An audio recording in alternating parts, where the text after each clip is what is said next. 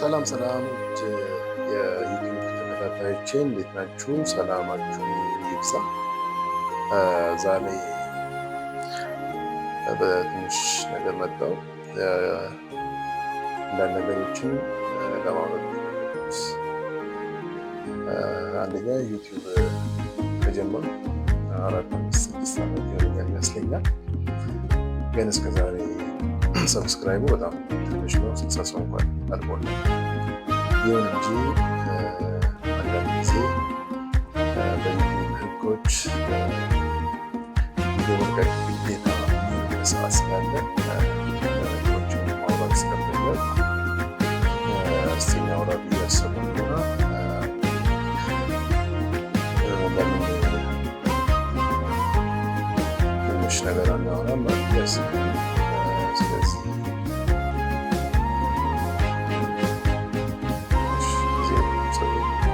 አብረን ብናወራ በጣም ደስ ይለኛል።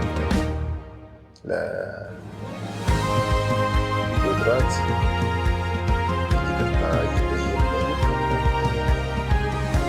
ነገሮች መጽሐፍ ቅዱስ ማብራሪያዎች እነዚህ መካከል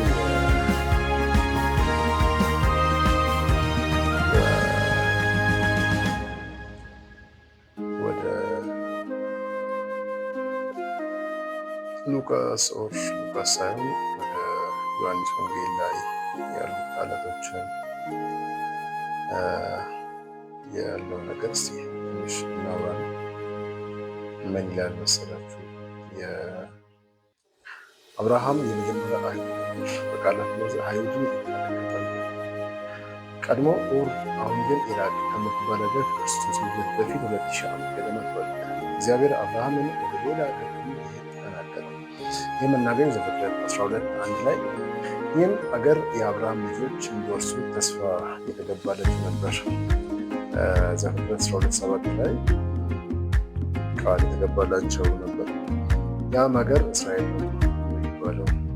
እግዚአብሔር አብርሃምን ዘሩ ታላቅ እስከሚሆን እርሱ የዓለም ሕዝብ ሁሉ እንደሚባረክ ነገረው። ዘፍጥረት 12:2-3 ላይ እናገኛለን። የህዝብ የአይሁድ ሕዝብ ከዚህ ሕዝብ የዓለም አዳኝ የአብርሃም ዘር ኢየሱስ ክርስቶስ ማቴዎስ 1:1 ግልጽ አስቧል ማለት ነው።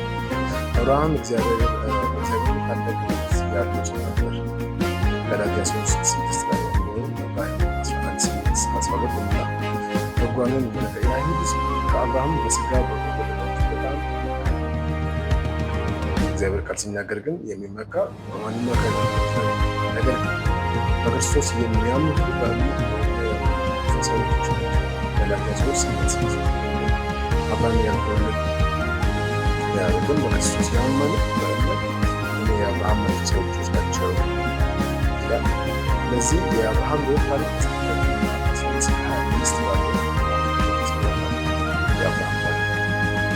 ልጅ መሆን በክርስቶስ በማመናችን የእግዚአብሔር ልጆች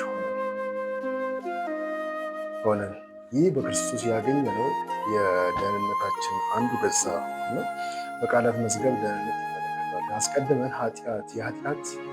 የኃጢአትና የሰይጣን ባህሪያዎች ነበር። በቃ ሰይጣንን ይመለከታል ይላል። ማብራሪያ